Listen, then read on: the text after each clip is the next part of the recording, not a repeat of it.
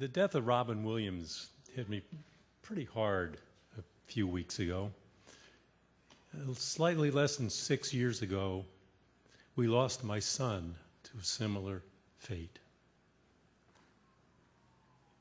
I'd like to read to you something from a CNN column by a lady named Terry Williams about Robin, who I admired because he was funny, wacky, outspoken, crazy, all traits I admire. Smart, successful, funny, and handsome, Robin Williams seemed to have it all. And yet today he is dead, apparently by his own choice. But why? What went wrong? The joy, spontaneity, and humor of Robin Williams likely masked the daily torment he endured in his on-again, off-again struggle with depression. He made us laugh out here, but he was in pain in there. Unfortunately, I know that pain. In his death, we have lost one of the most talented and creative spirits on the planet. Still, his death by suicide should be a wake-up call for us all. It is to remind us that many of us are walking a fine line, smiling on the outside while slowly dying on the inside.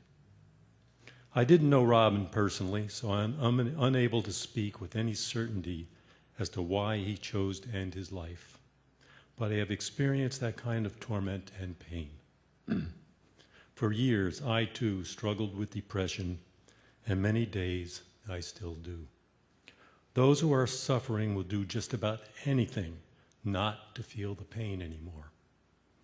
And in those moments, their brains become their worst enemies. It often takes an outside force to provide light, to make sure those dark thoughts aren't, as in the case of Robin, our last thoughts. We know and feel that the stigma of mental health is making it even harder for those of us who need support to reach out and get it. Living with depression is isolating and demoralizing, and often reinforces the pain that we are in. I learned to dance the dance, to smile for my friends, for my parents, for the audience, for the camera. I smiled, all the while inside a hurricane was sweeping me into an ocean of darkness. You are ashamed. I was ashamed. We're all somehow very ashamed to admit to others our feelings of doom. There is no one-size-fits-all reason for depression's presence. For some, it's childhood demons. For others, a chemical imbalance, and can be brought on by stressful situations or hang around forever in the background, like a stubborn gray cloud. Just as there is no single explanation for this emotional predator, there can be no one-size-fits-all solution. It starts with sharing and admitting the pain. Nothing can be fixed until we admit that it's broken, until we acknowledge that there is a problem. From that point forward, we must work toward our healing solutions because we are fighting for our life. How can we stop our best and brightest, our loved ones, from killing themselves when alone in that darkness? How can we make a difference? We have to take off the mask. We must begin to share our pain. By talking about it, everyone will realize that they are not alone, and they do not have to go through this journey alone. We've got to reach out to each other. When you see someone struggling, don't just ignore them. Write them off or assume they'll just snap out of it. Call them, visit them, keep an eye on them. Have a cup of coffee and just listen. We all have a shared responsibility in the health and well-being of our society, one friend at a time. Robin Williams' death is a stark reminder to all of how much work there is to do. He was brilliant. He brought joy to so many others. Yet it seems that inner peace escaped him. You never really know what goes on inside someone's head.